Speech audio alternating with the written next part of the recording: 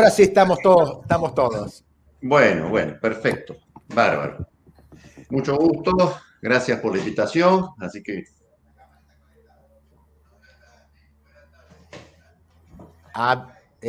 Sí, está conectado, estamos viéndolo perfecto. Está Bien. todo bien. Perfecto. Yo ya hice la presentación, pero vamos a volver a hacerla y quería que nos contara un poquito sobre la parte suya como escritor, como docente y capacitador. En particular, esta conferencia es sobre la fijación del precio de los alquileres en el marco de la ley 27.551 y en los contratos anteriores a dicha norma. Pero queremos que les cuente a los participantes sobre su experiencia en la actividad editorial y qué cosas nos puede comentar específicamente. Bueno, cómo no. En primer lugar, les agradezco la oportunidad que nos da con este prestigioso foro para poder expresar las ideas e intercambiar opiniones con todos ustedes, con todos los importantes participantes del foro. Ahora bien, sí, nosotros con mi hijo y con el doctor Ival Roca tenemos unas cuantas obras publicadas. Yo comencé muy joven, en el año 1976 comencé con mi primer libro, que era el comentario de la Ley de Normalización de las Locaciones Urbanas, la Ley 21342. Y ya llevamos publicados con el doctor Ival Roca y ahora últimamente incorporado mi hijo, el doctor Abati, el hijo, 62 libros jurídicos. El último que hemos publicado es el de nuevo régimen de alquileres, que es el comentario artículo por artículo del capítulo de las locaciones modificado por la ley 27551, o sea, la nueva legislación en materia de alquileres. Y es un libro que tiene también modelos de contratos, y después tenemos específicamente que complementa y completa el nuevo régimen de alquileres, es el de modelo de contrato de alquiler con la nueva legislación, o sea, con la ley 27551. Hemos escrito también sobre imprevisión contractual, contratos inmobiliarios, en fin, leasing inmobiliario, en fin, todo lo que tenga que ver con la temática inmobiliaria. También propiedad horizontal, tenemos un manual de propiedad horizontal.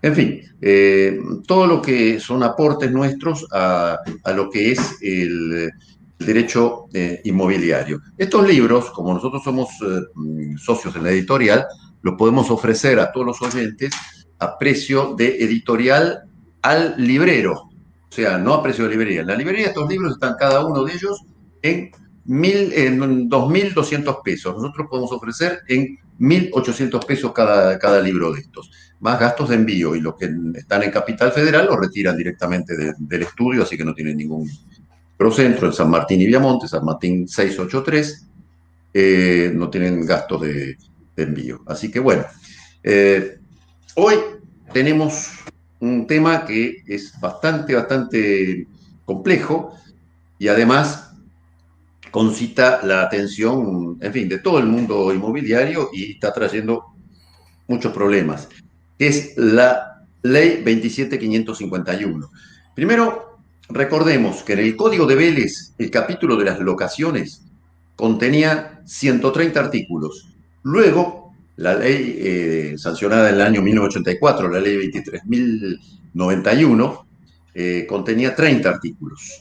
Una excelente ley que todos lo utilizamos hasta que comenzó la vigencia del nuevo código. Cuando comenzó la vigencia del nuevo código, o sea, del Código Civil y Comercial, que unificó la legislación civil con la comercial, o sea, con el Código de Comercio y el Código Civil, el 1 de agosto del 2015, ahí tenemos un problema, que el capítulo de las locaciones contiene solamente 39 artículos, contra 160 en materia locativa vigentes hasta el 31 de julio del 2015.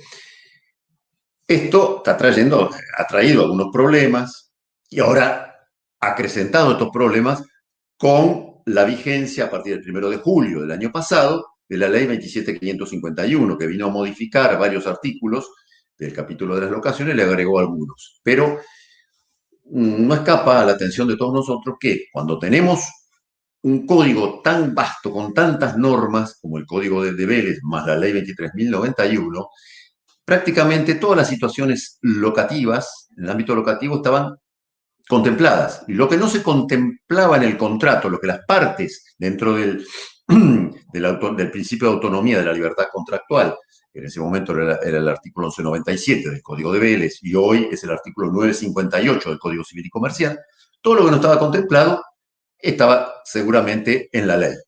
Pero hoy es al revés. Hoy tenemos que practicar contratos mucho más casuísticos y extensos que antes, porque lo que no contempla el contrato, seguramente en la mayoría de los casos no lo contempla la ley. Entonces, ahí vienen los problemas. Pero, no obstante, nosotros no estamos para quejarnos, sino para tratar de solucionar los temas. O sea, esta es la función del abogado, ¿no es cierto? Solucionar los problemas y los vacíos que nos deja la ley. Otra cuestión es que, y que no solucionó la nueva ley de la legislación de alquileres, es que en el capítulo de las locaciones no hay ninguna norma que establezca qué es de orden público y qué situación no es de orden público. En cambio, en la ley 23.091, la ley de alquileres del año 84, y los 9 primeros artículos eran todos de orden público, lo decía claramente la ley, son de orden público. Acá no, acá hay que interpretarlo de acuerdo al artículo 962 del Código. Entonces, de acuerdo a la forma en que esté redactado, del sentido, etcétera. Y esto está trayendo dificultades, ¿por qué? Porque hay muchos, es decir, abogados que interpretamos de una forma, lo que para algunos puede ser de orden público, para otros no, y otros, y llegada a la instancia judicial, ahí tenemos otro problema, porque hay jueces que interpretan que la norma es de orden público, otros que no, en fin. Entonces, hay inconvenientes. Nosotros acá, en este libro, estamos por lo menos dando nuestra opinión de qué norma es de orden público y cuál no es de orden público. Y ahora sí, vamos a entrar de lleno en la temática de hoy, que es la fijación del precio de la locación. Tenemos algo muy, muy importante, que es que en la locación está separado la locación de vivienda. Ese tiene graves problemas con la nueva ley y eso es lo que motivó precisamente, eso lo va a explicar Enrique Hijo, el enorme aumento del valor de los alquileres, el antes y el después. ¿Por qué? Porque un alquiler, por ejemplo, de un inmueble medio 3 ambientes más o menos, que en junio del año pasado estaba, por ejemplo, en 30.000 pesos de base, si ese inmueble no se había alquilado, ya en agosto el propietario estaba pidiendo no menos de 42 a 45.000 pesos. ¿Y eso por qué? Porque la nueva legislación no permite seguir lo que eran los usos y costumbres del escalonamiento semestral, por ejemplo. Ahora se utiliza un solo índice, que es el índice formado por el Banco Central, dado a conocer por el Banco Central, y ese índice se aplica una sola vez por año. Entonces, ante una perspectiva de tener un alquiler planchado durante un año con una inflación no menor al 50% anual, ya de base el locador aumenta el precio para resguardarse de la inflación. En cambio, antes, con el sistema de escalonamiento semestral, eran los usos y costumbres, más o menos, eso se ponían de acuerdo las partes, pero hoy ya no es posible. En cambio, en la locación comercial, sí, hay una libertad absoluta para la fijación del precio, porque hoy podemos fijar el precio en la cantidad necesaria de pesos para comprar, por ejemplo, una determinada moneda extranjera, dólares. Podemos fijar el precio en función de índices del INDEC, índice de la Cámara de la Construcción, en fin, los índices que libremente pactan las partes conforme al artículo 958 del principio de libertad contractual. Entonces, también en función de las ventas, es decir, en función de la fijación por tercero, por los corredores inmobiliarios, por 3 corredores inmobiliarios, etc. Bueno, todos los temas los va a explicar Enrique Hijo. Y ahora sí, hay que poner énfasis en algo que es muy, muy importante y porque hay mucha confusión en este tema. ¿Qué es prórroga? ¿Qué es renovación? Se confunde los términos. Y esto no, hay algo que es totalmente distinto. La prórroga es la continuación del contrato a través del tiempo, sin modificar ningún elemento esencial, salvo el precio. Pero la modificación del precio, si bien es un elemento esencial, ya la jurisprudencia de los años 70 había establecido que modificar el precio no implica novación del contrato, o sea, un nuevo contrato, sino la continuación del contrato, es decir, que se venía desarrollando, vencido el plazo. Por ejemplo, tenemos que indirectamente habla de prórroga, por ejemplo, el artículo 1218 del Código, porque una vez vencido el contrato, continúa el contrato en los mismos términos. Esto claramente lo dice así, es decir, es continuación de la locación concluida. Si vence el plazo convenido o el plazo mínimo legal, la ausencia de convención, y el locatario continúa en la tenencia del inmueble, no hay tácita reconducción. Esto es bien claro, no hay tácita reconducción, no existe la tácita reconducción en el derecho locativo argentino. La continuación de la locación en los mismos términos contratados, hasta que cualquiera de las partes dé por concluido el contrato mediante comunicación fehaciente. Bueno, esto es importantísimo tenerlo en cuenta. ¿Por qué? A la hora de decidir qué hacemos con, por ejemplo, un contrato que está por vencer o ya está vencido, el inquilino es un buen inquilino. Entonces, ¿qué nos conviene? ¿Prorrogar ese contrato o renovar? Renovación del contrato implica novación de la obligación. Y ahí se aplica los artículos 9, 33 y siguientes del Código Civil y Comercial. Entonces ahí partimos de un contrato nuevo. Y a ese contrato nuevo sí hay que aplicarle, aunque estemos con el mismo inquilino y el mismo inmueble, hay que aplicarle la nueva ley, la ley 27551. Y ahí ya tenemos el primer problema. Y es una locación de vivienda, por ejemplo. Porque si es una locación comercial no habría mayores problemas, salvo por el tema del plazo. Pero ahí tenemos plazo mínimo, 3 años. Índice, el único índice que se puede aplicar es el índice dado a conocer por el Banco Central de la República Argentina y una vez por año. Entonces, todo esto conspira contra lo que es la negociación en un contrato. Entonces, ¿qué nos conviene? Entonces, yo aconsejo en estos tiempos, que no sabemos, con los vaivenes de la economía, realmente hay que tener facultades adivinatorias para saber qué va a pasar con la economía dentro de 6 meses acá, luego de las elecciones, etcétera. Entonces, lo aconsejable es, si tenemos un buen inquilino y hay ánimo de ir la relación locativa, prorrogar ese contrato, porque ahí no aplicamos el plazo mínimo legal, porque la ley 27.551, su artículo 23 dice claramente que esta ley se aplicará a los contratos que se suscriban a partir de la vigencia de la misma, o sea, a partir del 1 de julio del 2020, del 2020. O sea, un contrato que fue suscrito, por ejemplo, en junio del 2020, cuando venza ese contrato, o en el 2019, cuando venza ese contrato, ahí, si lo prorrogamos, seguimos aplicando la legislación anterior. Y, por ejemplo, si teníamos pactado en el contrato que el alquiler se iba escalonando semestralmente, por más o menos lo que arreglan las partes. Hoy día estamos hablando de un 22% semestral, más o menos, de los usos y costumbres. Entonces, seguimos con ese mismo sistema. Entonces, lo prorrogamos.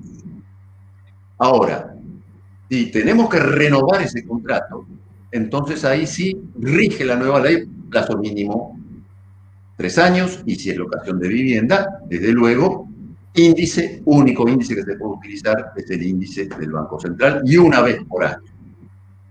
En cambio, con la prórroga, por ejemplo, otra de las cuestiones, al no aplicar la nueva legislación, no es necesario cumplir con lo dispuesto en relación a la registración de los contratos ante la AFIP, sino que simplemente se sigue como siempre. Ese contrato no se registra ante la AFIP. sea, por la resolución 4933 de la AFIP. Entonces, ahí ya hay una obligación menos para el locador. Si lo renovamos ese contrato, ya reitero, el mismo inmueble, las mismas personas, entonces tenemos también obligación de registrarlo. Y las prórrogas de un contrato viejo, entonces, reitero, no se registran en la AFIP. Más allá de que si el inquilino pide que se le extienda factura, ahí por supuesto la AFIP ya va a estar registrada de la relación locativa, del monto del contrato, etcétera, etcétera.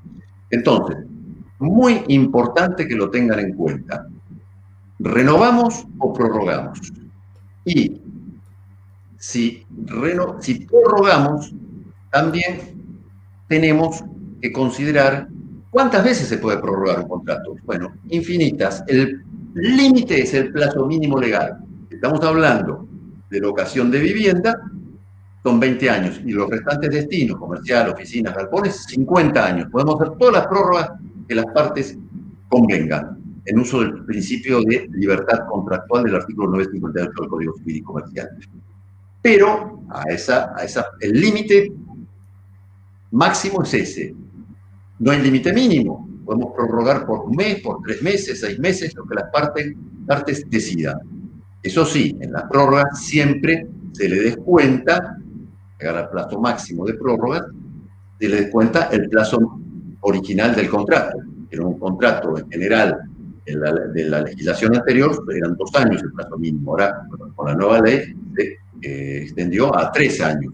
Entonces ahí se descuenta eso, y si hubo otra prórroga, también se van descontando las prórrogas. Entonces, esto es muy, muy importante que lo tengan en cuenta. Ahora, yo los dejo con Enrique Hijo, que les va a explicar cada uno de los procedimientos para mantener actualizado, fijar el precio del alquiler y mantenerlo actualizado ante la brutal inflación que tenemos. Pero por eso, reitero, siempre conviene en forma inmediata. En realidad es preferible prorrogar por 1 año, por 1 año y medio, no más de eso. ¿Por qué? Porque no sabemos qué va a ocurrir con la economía en este país, que estamos a la deriva. Así que ahora lo escuchamos a Enrique Hijo. Bueno, clarísimo, Enrique. Lo único que le voy a agregar a esto es que hay que tener en cuenta, siempre que se prorroga un contrato, que tiene que llevar la firma del fiador, ¿sí? A no olvidarse de eso, porque muchas veces lo que ocurre es que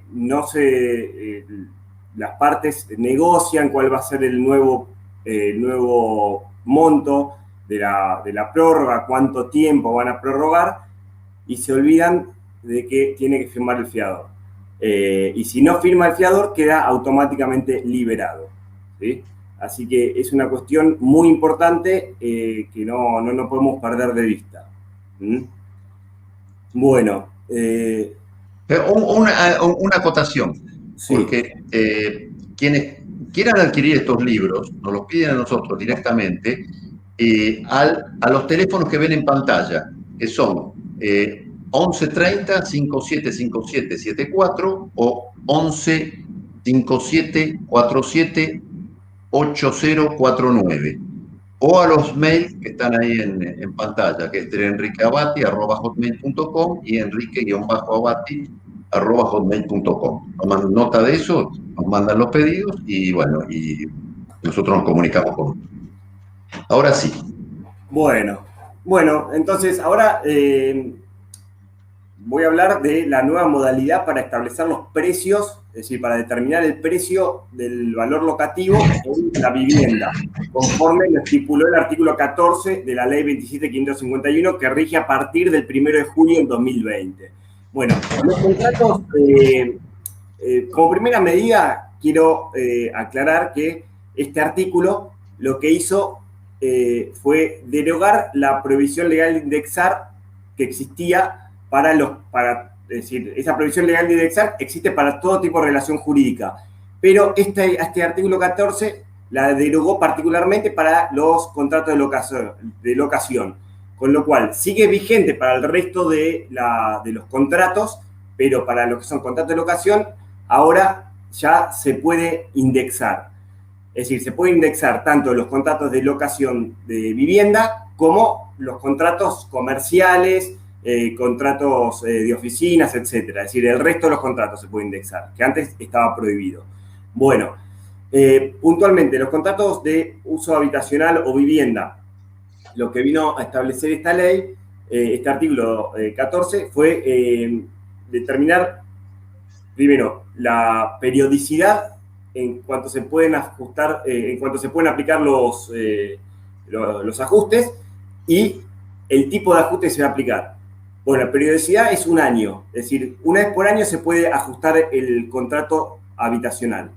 Y el mecanismo, bueno, va a ser la aplicación de un índice que publica el Banco Central. Este índice lo publica en su página web. Este índice va a estar compuesto por el índice de precios al consumidor y la remuneración imponible promedio de trabajadores estables, que es el acrónimo sería RIPTE, que lo elabora el Ministerio del Trabajo. El índice de precios al consumidor, o IPC, lo elabora el INDEC. Bueno, el promedio de estos dos índices que publica periódicamente el Banco Central arroja cuál va a ser el ajuste que hay que aplicarle al contrato una vez por año.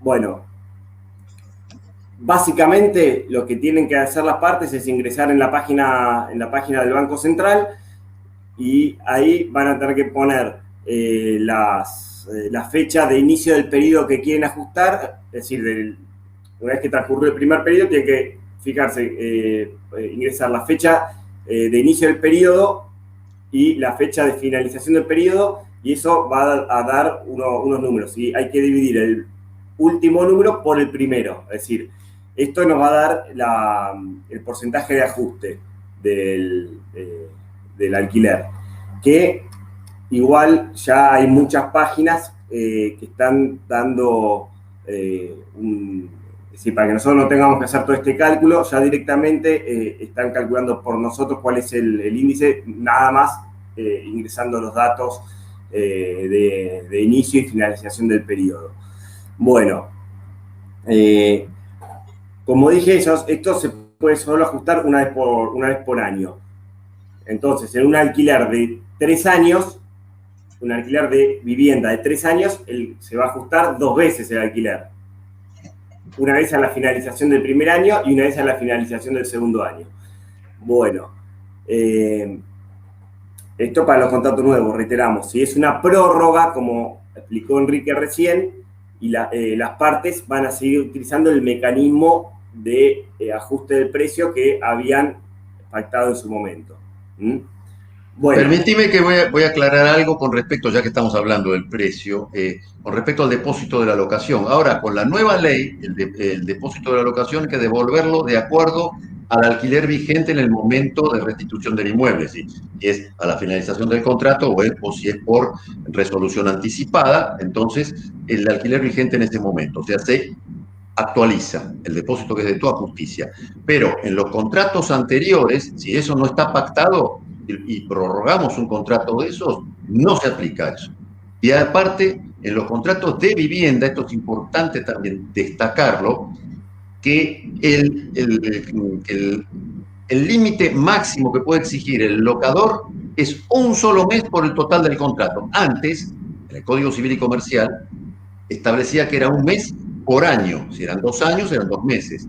Hoy no se puede exigir más. Esto es absolutamente ridículo, porque, por ejemplo, alguien alquila un alquiler de 30.000 pesos por mes y resulta que el inquilino rompe el calefón, el único, o el termotanque, o el aire acondicionado, pongamos que es más caro todavía, un aire acondicionado no baja de los 100.000 pesos. Entonces, no alcanza para nada ese depósito, no puede cubrir nada. Entonces, esto es importante, y hay una solución para eso. O sea, no estamos acá para criticar, sino para buscar soluciones, sin violar la ley.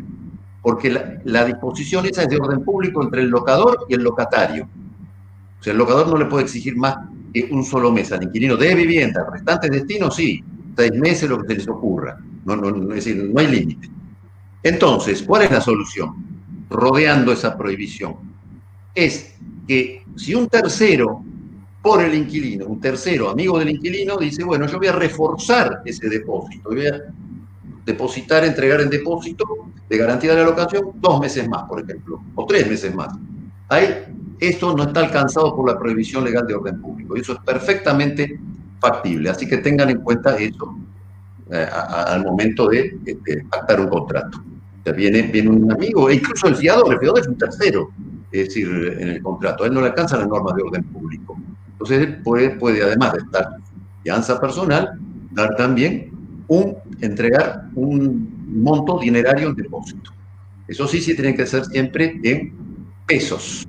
En cambio, en la locación comercial, nada impide que el depósito sea en dólares, por ejemplo. Bueno, sí.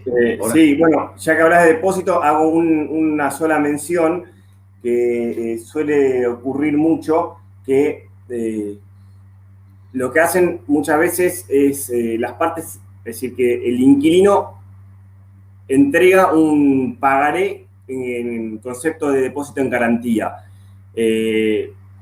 Personalmente me parece que es un error hacer eso, sin perjuicio que se puede hacer, pero es un error porque realmente el depósito en garantía es una suma líquida de dinero que se le entrega al locador para hacerse de efectivo en forma rápida en caso que el inquilino deje una deuda o haya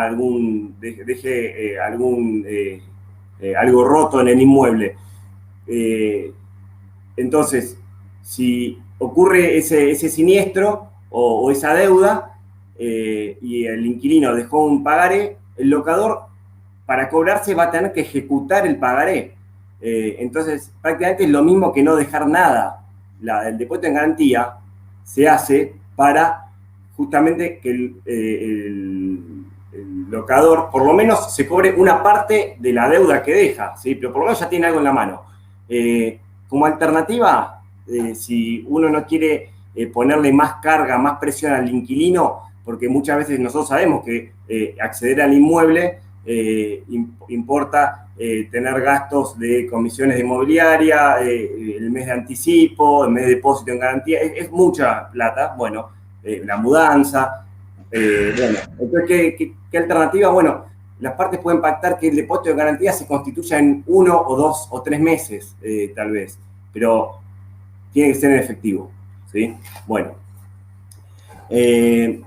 Mecanismos para fijar el precio de los alquileres comerciales. Acá pusimos comerciales, pero también, es decir, para diferenciarlos en realidad de los alquileres de vivienda. Es decir, pueden ser alquileres comerciales, oficinas, industriales. Bueno, entonces tenemos el alquiler escalonado, ¿sí? Que puede ser progresivo, ascendente, descendente. Ocurre mucho en las zonas de veraneo, que las partes pactan un alquiler más alto durante las temporadas de verano y más bajo durante las temporadas que son fuera de temporada. Bueno, ese alquiler escalonado, básicamente, que ya todos conocemos, en el cual las partes adivinan cuál va a ser la inflación, más o menos, cuál va a ser el valor del alquiler de acá a 3 años. Es un mecanismo... Realmente hay que tener facultades adivinatorias para saber lo que va a pasar en este país dentro de 3 años, ¿no? Por eso, la parte tratan de proyectar... Las partes tratan de proyectar una inflación que prevén, pero bueno, o que piensan que pueden prever. Por eso el mecanismo que nosotros muchas veces sugerimos es un mecanismo mixto, que es combinar el alquiler escalonado y fijarlo para el primer año o año y medio, o tal vez 2 años como mucho, y para el resto de los años que el precio sea determinado por un tercero, que ese tercero va a ser un corredor inmobiliario, una persona... Es por el artículo 1134, 1134 del Código, claro. Exactamente, sí, todo lo que es del precio, todo lo relacionado al precio de la locación se remite al capítulo de la compraventa. Bueno, el 1134 está en el capítulo de la compraventa. Bueno, ¿qué va a hacer? Bueno, lo que pactan las partes es que básicamente va a ser que durante el primer año, los primeros 12 meses, por ejemplo, el alquiler va a ser de 50.000 para el primer semestre y 70.000 para el segundo semestre. Y para los próximos 4 semestres, el alquiler va a ser fijado una vez por año por la tasación de 3 inmobiliarias o 2 inmobiliarias. Una elegida por el locador, otra elegida por el locatario, y el promedio de esas tasaciones va a arrojar cuál va a ser el valor que tiene que pagar el inquilino. Muy importante, acá las partes lo que tienen que hacer es fijar cláusulas para prever, por ejemplo, para el caso que alguna de las partes no presente la tasación. Bueno, ¿qué pasa en ese caso? Normalmente lo que se suele poner es que si una de las partes no presenta la tasación, bueno, el alquiler va a quedar fijado con las tasaciones que se obtuvieron hasta ese momento. Hay que fijar plazos para que las partes puedan acercar esas tasaciones. Si fuera esos plazos, si no se acercan esas tasaciones, bueno, el precio queda fijado por las tasaciones que se acercaron en término. Bueno, esto es básicamente, este es el alquiler real que va de mercado, ¿sí? El que van a dar los corredores inmobiliarios. Y realmente va a ser el alquiler más justo para las partes, porque refleja la realidad del mercado. Entonces, no va a haber un enriquecimiento sin causa respecto de una parte respecto de la otra.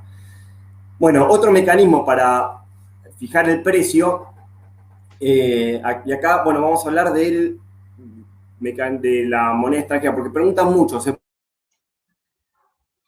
Sí, el tema de la moneda extranjera es un tema recurrente. O sea, por el artículo 1187 del Código Civil y Comercial, seguí, porque se había tildado, por eso yo seguí. ¿Enrique? Está bien, no, te escuchamos. No, por el artículo 1187 del Código es el que define lo que es la locación, y con respecto al precio dice el precio ser en moneda. En dinero. De curso legal. En dinero. Claro. Y el dinero es moneda de curso legal. Ahora sí, explica qué pasa con el artículo 765 con respecto a la moneda extranjera. Claro, bueno, es decir, el artículo 1187 puntualmente dice que el locador entrega el uso y goce temporario de una cosa. Y por su parte, como la contraprestación que tiene que dar el inquilino es un precio en dinero. El precio en dinero significa que es una moneda en curso legal. El artículo 765, ahora vamos a hablar de una palabra que está de moda, la cosificación. Bueno, cosificó a la moneda, cosificó al dólar. Dice que a la moneda extranjera, claro, que el dólar, la moneda extranjera, dólar, euro, yenes, lo que sea, que no sean pesos, bueno, si le da un tratamiento de cosas, como si fuese una obligación de dar cantidades de cosas. Entonces, si se pacta un contrato de locación, por ejemplo, en $1.000 mensuales, el inquilino se libera de la obligación, es decir, cumple con la obligación entregando el equivalente en moneda de curso legal, es decir, el equivalente en pesos, obviamente al tipo de cambio oficial, ¿sí? Este artículo 765 se contraría con lo que dice el artículo siguiente, que es el 766, obligación del deudor, lo leo. El deudor debe entregar la cantidad correspondiente de la especie designada. Pero lo que termina ocurriendo siempre es que se le da la razón al inquilino, que es la parte débil del contrato, y los jueces terminan fijando, bueno, ahora ya hay jurisprudencia que no, pero que terminan fijando un dólar medio intermedio, pero muy distinto de lo que es el valor del dólar libre, que es lo que las partes tuvieron en mira al momento de celebrar un contrato en dólares, obviamente. Tanto el inquilino como el locador tuvieron en miras esa cotización. El tema es que no se pueden poner en contrato que las partes acuerdan la cotización del dólar libre. ¿Cuál es la alternativa entonces para fijar contratos? Y digo entre comillas, en dólares, porque no se puede, entonces la alternativa es referenciar el valor del contrato a la cotización del dólar. Y bueno, las partes van a acordar qué cotización tienen que fijar. Y eso se establece en el contrato. Entonces, van a decir que el alquiler va a ser la cantidad necesaria de pesos, es decir, el inquilino va a pagar en pesos, va a ser la cantidad necesaria de pesos para adquirir la cantidad de $1.000 en determinado mercado cambiario, según la cotización del Banco Central de la República del Uruguay, o según la cotización del dólar MEP, o según la cotización del Banco Central o del Banco Nación, con más un 40%. ¿Sí? Eso es lo que pueden pactar las partes. 30, 40, 50, lo que pacten libremente las partes. Claro, esa es la alternativa para fijar contratos en dólar, es decir, referenciados al dólar. Esa es la palabra. Pero no puede ser el contrato en dólares, tiene que ser en pesos necesarios para comprar los dólares. Más allá de que si en la práctica el inquilino los paga en dólar billete, ¿no? Bueno, pero es otro tema. Claro, a ver, puede ocurrir que las partes lo pacten en dólares, no va a ser un contrato típico, sí, porque pierde la artificial, no va a ser un contrato típico de alquiler. Locativo. Y claro, y mientras el inquilino cumpla no hay problema, el problema es cuando deja de cumplir y el inquilino va a querer pagar en pesos al tipo de cambio oficial. Por eso que siempre hay que referenciar el valor de la moneda extranjera, el valor de alquiler al valor de la moneda extranjera a una determinada cotización, ¿sí? Para obviar cualquier tipo de problema. Bueno, esto también nos lleva de la mano a lo que es el alquiler cuotativo, que es un alquiler en el cual las partes lo referencian a un determinado producto o a una determinada canasta de productos. Pasa mucho en los supermercados que se fijan estos precios, toman una canasta de varios productos, 4, 5, 6 productos. También se designan productos sustitutos y bueno, el alquiler se va ajustando en función de que van variando los valores de estos productos. La variación puede ser mensual o puede ser semestral, es decir, cada 6 meses se juntan a ver las partes cuál es el nuevo valor de los productos, o lo pueden hacer en forma mensual, ¿no? Bueno. Lo normal es semestral, muy importante que se fijen productos sustitutos, que se establezca cuál es el comercio o el lugar donde se van a adquirir esos productos, ¿sí? Pues no es lo mismo si ponemos un supermercado, si ponemos los productos, no es lo mismo el valor de los productos en un mayorista que en un supermercado céntrico o en un supermercado chino. Vamos a hacer una aclaración, que antes, con la ley de alquiler, la 23.091, el artículo 3 decía que era solamente para los alquileres comerciales y referidos a un producto que se venda en el negocio correspondiente, en el local. Hoy podemos alquilar una estación de servicio, no por el litro de nafta o del aceite, podemos alquilarlo por el kilo de café, por la cantidad necesaria de pesos para comprar tantos kilos de café, la morenita, en góndola de Carrefour, por ejemplo, tantos paquetes de medio kilo, etcétera. Esto es muy importante. Incluso el alquiler de una oficina también se puede fijar en nafta, es decir, en cualquier producto. Pero lo que es importante, siempre tiene que haber un producto sustituto en caso que desaparezca del mercado, bueno, en fin. Exactamente. Y bueno, básicamente es eso. Lo que sí tienen que también ser muy claras las partes cuando se describe el producto, la marca, el tamaño. El peso, el tamaño. El peso. Pues no es lo mismo si eligen el paquete de hierbas y el de medio kilo que el de 1 kilo. Mismo también si eligen productos alimenticios es muy importante, o mismo, la nafta. Tratar de elegir productos que no sean con precios cuidados ni que el gobierno pueda someter algún... Sí, no conviene, por ejemplo, en un supermercado el litro de leche, porque sabemos que tiene precio máximo normalmente. Ahora vamos a ver... Perdón, una cosita más, y aclarar en el contrato que los precios que se van a tomar son los precios de venta al público sin ningún tipo de oferta ni descuento. Claro.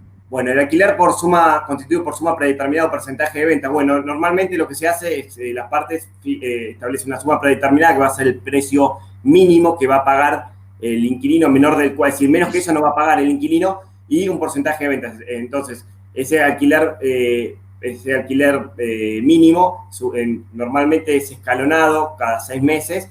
Y bueno, por ejemplo, las partes establecen un precio de 100.000 pesos por mes o un 5% de la facturación, lo que sea mayor, ¿sí? Entonces, si la facturación, el 5% de la facturación da 90.000 pesos, bueno, el inquilino va a pagar los 100.000 de que es la suma fija. Ahora, si da más de 100.000 pesos, bueno, va a pagar esos 120.000 pesos, por ejemplo. Pero también se puede poner un precio máximo que va a pagar el inquilino para que no Sí, pague. porque a veces, por ejemplo, sucede mucho con la cadena de farmacia, que generalmente es el 2% de las ventas, el 3% como mucho. Bueno, pero sucede que en estas épocas de pandemia a veces ese alquiler supera en mucho el alquiler medio de la media del mercado, o sea, el alquiler de mercado de ese mismo local. Entonces a veces le ponen por eso un límite, pero es algo que es muy común por ejemplo, cadenas de hamburguesas, de hamburgueserías, cadenas de supermercados incluso también. O sea, esto tiene que ser con inquilinos que realmente tengan una contabilidad siempre en regla y que el locador pueda auditar la contabilidad del inquilino. Se pone eso, la cláusula correspondiente, la facultad del locador de auditar la contabilidad. En fin, bueno. Y el último mecanismo es el de la indexación, que bueno, que ya lo hablé, que ahora con la ley 27.561 se habilitó la posibilidad de indexar los alquileres, todo tipo de alquiler. Con lo cual se pueden aplicar índices, ya sea el índice del artículo 14 de los alquileres habitacionales, como también se puede aplicar un índice que acuerden las partes, por ejemplo el de la Cámara Argentina de la Construcción. Bueno, ya con esto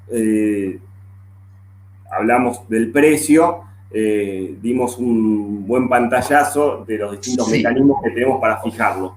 Permitime que voy a agregar algo, es el canon locativo, porque a veces se confunde mucho el alquiler con el canon locativo. El canon locativo está definido en el artículo 1208 del Código Civil y Comercial y es el alquiler puro más los anexos de ese alquiler, o sea, los aditamentos de ese alquiler. Por ejemplo, y ya es tema central de esto, de este Congreso, las expensas de la propiedad horizontal. Y ya también la ley, la nueva legislación establece que únicamente, es decir, en ese canon cuotativo que está conformado por el alquiler puro más los accesorios, como pueden ser las expensas o las tasas de alumbrado, barrido y limpieza, con referencia a las expensas solamente las comunes ordinarias. Pero el problema que se está suscitando es que cuando se sancionó el Código Civil y Comercial, en el capítulo de la propiedad horizontal, no hay obligación, no se estableció la obligación del administrador de liquidar las expensas diferenciando las ordinarias de las extraordinarias. Y ahora, como esta ley claramente trae, específicamente establece que tienen que ser las expensas comunes ordinarias, en muchas administraciones no hacen el distingo y entonces los inquilinos se niegan a pagar esa parte que conforma el canon locativo y están trayendo muchos inconvenientes. Por eso, en general se aconseja, lamentablemente esta ley no vino a modificar en el capítulo de la propiedad horizontal la obligación del administrador de discriminar las expensas en ordinarias y las extraordinarias en las liquidaciones. Entonces, sería plausible que esto se solucione en una futura reforma, y si no, en la práctica, solicitarle a los administradores que a través de la asamblea y de las expensas haciendo las discriminaciones, porque está trayendo muchos inconvenientes. Y después, ya que estamos hablando del canon locativo, tenemos que aclarar que ahora, por ejemplo, si el inquilino paga solamente el alquiler puro, pero no paga las expensas, cae en la causal de desalojo por falta de pago, porque no es el alquiler íntegro, porque tiene que pagar el canon locativo, y eso es el canon locativo, es el alquiler más los accesorios. Y lo dice claramente el artículo 1208. Esto también, por supuesto, integra por el artículo 1209, la reforma, el tema de los impuestos sobre el inmueble no son a cargo del inquilino. Antes sí, por usos y costumbres sí. Hoy ya no, pero sí la parte, por ejemplo, en Capital Federal, en la misma boleta que dice ABL, está integrada por la tasa.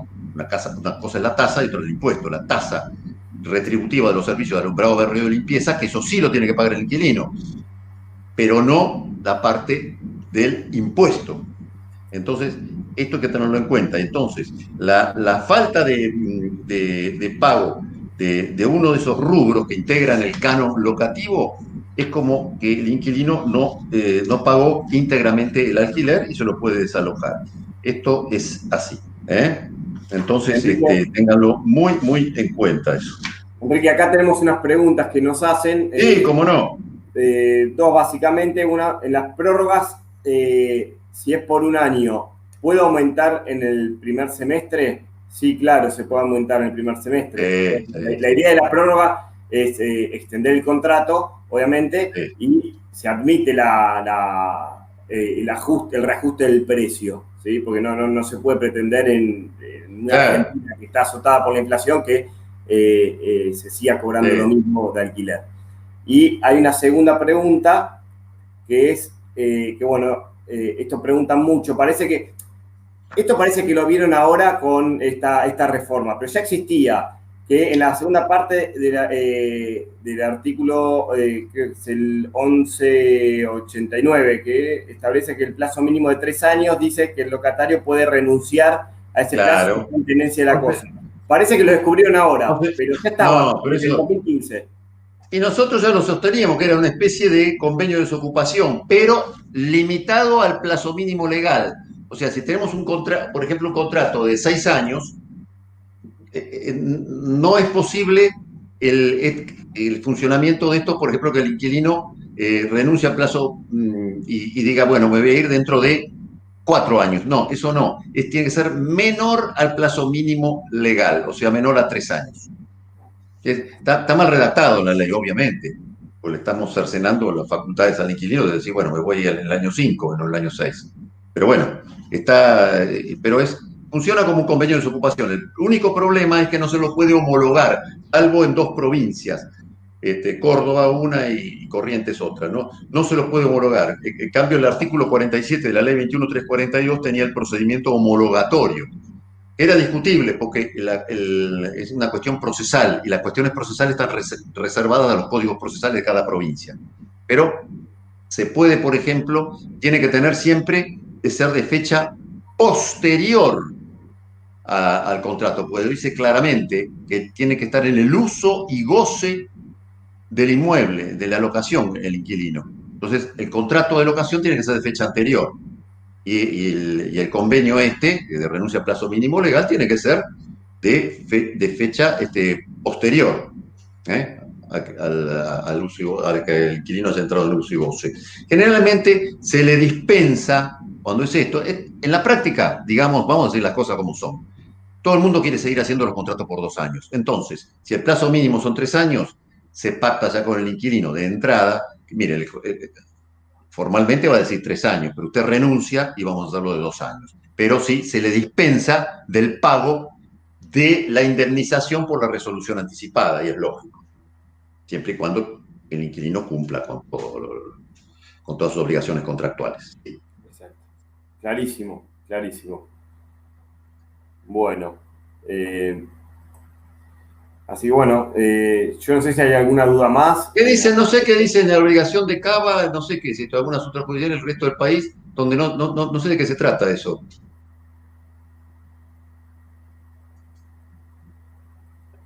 En Cava es obligatorio separar en el prorrateo las expensas en ordinarias y extraordinarias por el modelo mis expensas. Está bien.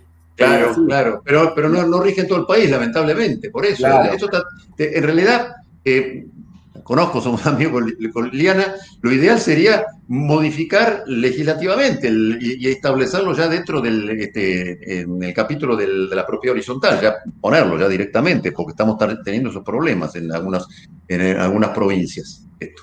Sí, muy buena la acotación, Liliana. La contadora Corso, sí. Sí. Bueno, ¿alguna otra pregunta?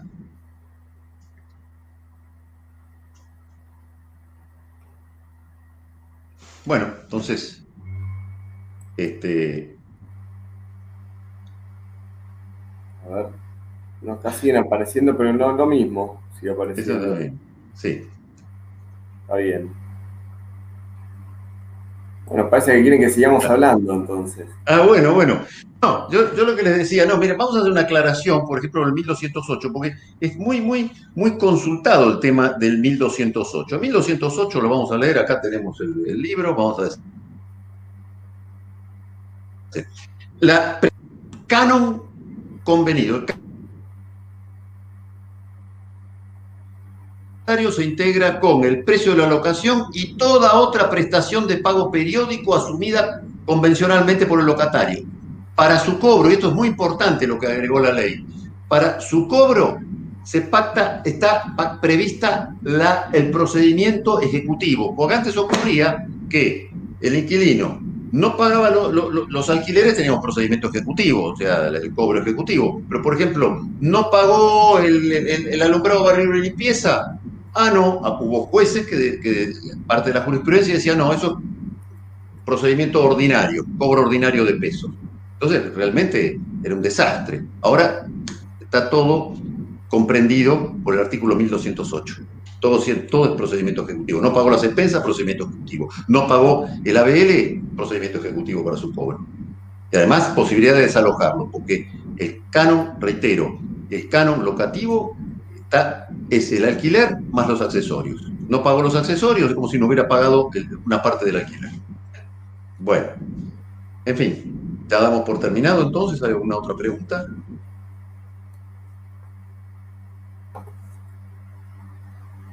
Creo que no, parecería que bueno, muchísimas gracias por la atención y felicitamos a los organizadores del evento, que muy bien organizado, como siempre, y bueno, nos veremos en el próximo.